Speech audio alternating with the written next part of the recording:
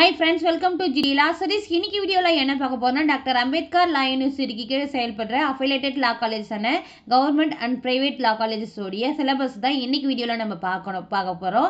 டோட்டலா எத்தனை செமஸ்டர் இருக்கு, நீங்க எவ்வளவு மார்க்ஸ் இன்டர்னல்ல ஸ்கோர் பண்ணணும், எவ்வளவு மார்க்ஸ் எக்ஸ்டர்னல் கொடுக்குறாங்க, இது எல்லாமே இன்னைக்கு நம்ம வீடியோல பார்க்க போறோம். வீடியோக்குள்ள போறதுக்கு முன்னாடி இந்த சேனலை ஃபர்ஸ்ட் டைம் பார்க்குறீங்கன்னா சேனலை சப்ஸ்கிரைப் பண்ணிட்டு கூடவே இருக்கிற நோட்டிஃபிகேஷன் பெல்லை கிளிக் பண்ணிங்க. அப்பதான் நான் போற வீடியோஸ் எல்லாமே உங்களுக்கு நோட்டிஃபிகேஷன்ல ஷோ ஆகும்.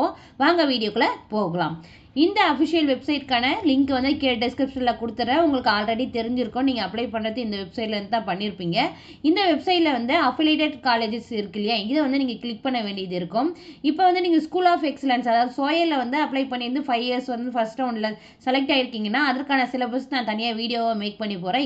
அதுவுமே டோட்டலாக டிஃப்ரெண்ட்டாக இருக்கும் சிலபஸ். இப்போ அஃபிலியேட்டட் லா காலேஜஸான government and private law colleges BA LLB கோர்ஸ்க்கான சிலபஸை மட்டும் தான் நம்ம பார்க்க போகிறோம். அதுவும் 5 இயர்ஸ்க்கு தான் நம்ம பார்க்க போகிறோம். இங்கே 5 இயர்ஸ் சிலபஸ் இருக்கு இல்லையா, இதை நீங்கள் கிளிக் பண்ணிங்க. இதை கிளிக் பண்ணிங்கன்னா உங்களுக்கு டோட்டலாக ஒரு 60 பேஜஸ் இருக்கும். பிடிஎஃப் ஓப்பன் ஆகும். இந்த பிடிஎஃப் உடைய லிங்கையும் நான் டிஸ்கிரிப்ஷனில் கொடுத்துறேன். டோட்டலாக 5 இயர்ஸ்க்கு நீங்கள் எத்தனை செமஸ்டர் எழுத வேண்டியது இருக்குன்னா 10 செமஸ்டர். ஸோ 1 இயருக்கு 2 செமஸ்டர் எழுத வேண்டியது இருக்கும். இப்போ உங்களுடைய மார்க்ஸ் எவ்வளோன்னு சொல்லிட்டு பார்த்தலாம். Maximum marks 100 marks. இதில் என்ன நோட்னு சொல்லிட்டு கொடுத்துருக்காங்கன்னா, for the students admitted from the academic year 2017-2018 onwards, the examination pattern is 70:30. 70 marks for university external examination and 30 marks for internal assessment component as given below. அதாவது உங்களுக்கு டோட்டலாக 100 மார்க்ஸ், 100 மார்க்ஸில் 70 மார்க்ஸ் நீங்கள் எழுத வேண்டியது இருக்கும். மற்ற இந்த 30 மார்க்ஸுக்கு உங்களுக்கு மிட்டம் டெஸ்ட் மாதிரி கண்டக்ட் பண்ணுவாங்க. அதுக்கு 10 மார்க்ஸ் கொடுப்பாங்க. அதே போல் சப்மிஷன் ஆஃப் அசைன்மெண்ட்டு ப்ராஜெக்ட்லாம் கொடுப்பாங்க. அதுக்கு 7 மார்க்ஸ் கொடுப்பாங்க. அதுக்கப்புறம் presentation of assignment and project கொடுப்பாங்க. அதுக்கு 3 மார்க்ஸ் கொடுப்பாங்க. ப்ளஸ் காம்ப்ரஹென்சிவ் வைவாவுக்கு 5 மார்க்ஸ் கொடுப்பாங்க. அதுக்கப்புறம் நீங்கள் உங்களுடைய அட்டண்டன்ஸ் பர்சன்டேஜுக்கு ஒரு 5 மார்க்ஸ் கொடுப்பாங்க. டோட்டலாக 30 மார்க்ஸு.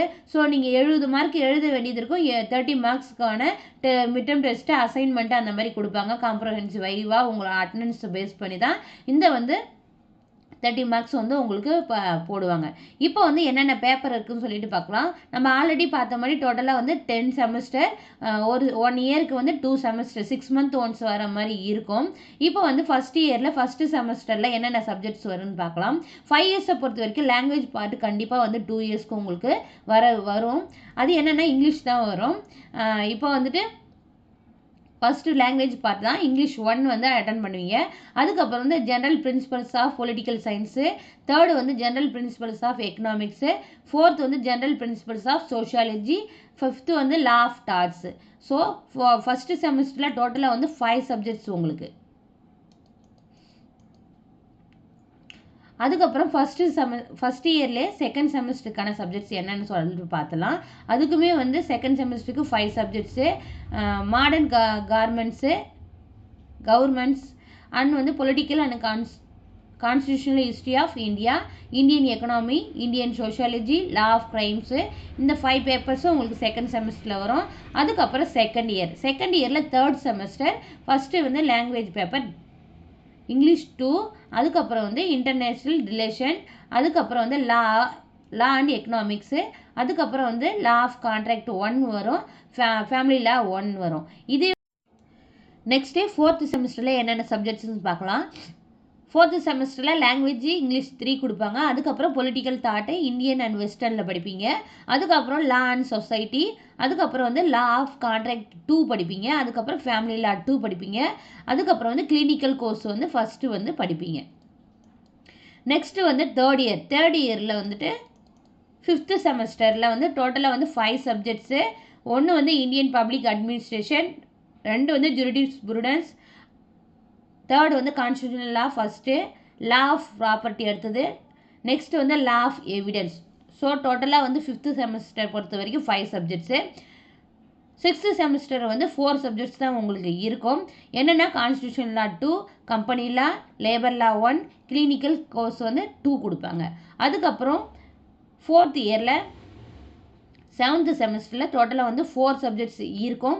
பேங்கிங் லா, லேபர் லா 2, என்விரான்மெண்டல் லா, அட்மினிஸ்ட்ரேட்டிவ் லா, இந்த 4 பேப்பர்ஸும் நீங்கள் வந்து 7th செமஸ்டரில் எழுதுகிற மாதிரி இருக்கும். நெக்ஸ்ட் வந்து 8th semester interpretation of statutes, land laws, அதுக்கப்புறம் வந்து இன்டர்நேஷ்னல் லா, அதுக்கப்புறம் வந்து கிளினிக்கல் கோர்ஸு 3 வந்து படிப்பீங்க. ஸோ டோட்டலாக வந்து 8 செமஸ்டருக்கு வந்து 4 சப்ஜெக்ட்ஸு. நெக்ஸ்ட்டு வந்து 5th year final year semester 9க்கு வந்து எத்தனை சப்ஜெக்ட்ஸ் இருக்குன்னா 3 சப்ஜெக்ட்ஸ் இருக்கும். Criminal procedure code 1, civil procedure code next, அதுக்கப்புறம் வந்து டேக்ஸேஷன் லா. ஸோ டோட்டலாக வந்து 3 சப்ஜெக்ட்ஸே இருக்கும். 10th செமஸ்டரில் வந்து டோட்டலாக வந்து 4 சப்ஜெக்ட்ஸ் இருக்கும். Criminology and penology, intellectual property law and human rights law, அதுக்கப்புறம் வந்து கிளினிக்கல் கோர்ஸு 4 வந்து படிப்பீங்க. ஸோ டோட்டலாக வந்து 10th செமஸ்டரை பொறுத்த வரைக்கும் 4 சப்ஜெக்ட்ஸ் இருக்கும். இதுதான் உங்களுக்கான சிலபஸ்ஸு. அதாவது உங்களுக்கான பேப்பர்ஸ் என்னென்ன இந்த 10th செமஸ்டருக்கு வரும்ன்றதை நம்ம பார்த்தாச்சு. அதுக்கப்புறம் உங்களுக்கு ஒரு சப்ஜெக்ட்டுக்குமே வந்து யூனிட் வைஸாக கொடுத்துருக்காங்க. இப்போ இங்கிலீஷ் 1 பார்த்தோம் இல்லையா ஃபஸ்ட்டு செமஸ்டருக்கு, அதுக்கு வந்து யூனிட் 1ல் என்ன கொடுத்துருப்பாங்க, ப்ரோஸ், லா அண்ட் லாங்குவேஜ் கொடுத்துருப்பாங்க. யூனிட் 2ல் என்ன கொடுத்துருப்பாங்கன்னா கிராமர் அண்ட் யூசேஜ் கொடுத்துருப்பாங்க. யூனிட் 3ல் வொக்காபுலரி கொடுத்துருப்பாங்க. யூனிட் 4ல் காம்ப்ரஹென்ஷன் கொடுத்துருப்பாங்க. யூனிட் 5 வந்து காம்போசிஷன் கொடுத்துருப்பாங்க. இதுக்கான புக் ரெஃபரன்ஸும் உங்களுக்கு கொடுத்துருக்காங்க. அதாவது நீங்கள் வந்து புக்கை வந்து வாங்கணுன்னா உங்களுக்கு நீங்கள் எந்த காலேஜில் அட்மிஷன் கிடச்சிருக்கோ அந்த காலேஜில் ஜாயின் பண்ணிவிட்டு கிளாஸ் போவீங்க இல்லையா, அப்போ வந்து உங்களுடைய லெக்சரரே உங்கள் காலேஜ் அந்தந்த காலேஜ்லேயும் ஒரு புக்ஸை வாங்க சொல்லுவாங்க, ஒரு ஆர்த்தர் பேர் சொல்லி. அப்போ நீங்கள் வாங்கினாலே போதும், நீங்கள் முன்னாடியே வாங்கி வைக்க வேண்டிய அவசியம் இல்லை. ஏன்னா ஒவ்வொரு காலேஜுக்கும் ஒரு லெக்சரரும் வந்து ஒரு ஆர்த்தர் எழுதின புக்ஸை வந்து ரெஃபர் பண்ணுவாங்க. அப்போ நீங்கள் வாங்கினாலே போதும். ஆனால் நீங்கள் வந்து இதில் வந்து ஒரு ஐடியாவுக்காக பார்த்துக்கலாம். புக்ஸ் ஆஃப் ரெஃபரன்ஸ்னு இருக்கு இல்லையா, இதில் வந்து என்னென்ன ஆர்த்தர் இருக்காங்க, என்னென்ன புக்ஸ் இருக்குன்னு சொல்லிட்டு நீங்கள் ஒரு தடவை பார்த்துக்கலாம். ஸோ இந்த 10th செமஸ்டருக்கான யூனிட்ஸ் எல்லாமே வந்து இந்த பிடிஎஃப் ஃபார்மேட்டில் கொடுத்துருக்காங்க. இதனுடைய லிங்க் நான் டிஸ்கிரிப்ஷனில் கொடுக்குறேன். நீங்கள் வந்து கிளிக் பண்ணி பார்த்தாலே உங்களுக்கு புரிஞ்சிடும். ப்ளஸ் உங்களுக்கு மூட் கோட் இருக்கும். அந்த மூட் கோட்டை பற்றின டீட்டெயில்ஸும் வந்து இதில் ஃபைனலாக உங்களுக்கு கொடுத்துருக்காங்க. இது எல்லாமே நீங்கள் பார்த்து படித்து தெரிஞ்சிக்கலாம். இதில் எதனா டவுட்ஸ் இருந்ததுன்னா கமெண்ட் பாக்ஸில் கமெண்ட் பண்ணுங்கள். வீடியோ பிடிச்சிருந்தா லைக் பண்ணுங்கள். உங்கள் ஃப்ரெண்ட்ஸ் யாராவது லா காலேஜில் அட்மிஷன் போட்டிருக்காங்கன்னா அவங்களுக்கு வந்து இந்த வீடியோவை ஷேர் பண்ணுங்கள். Thank you, keep supporting.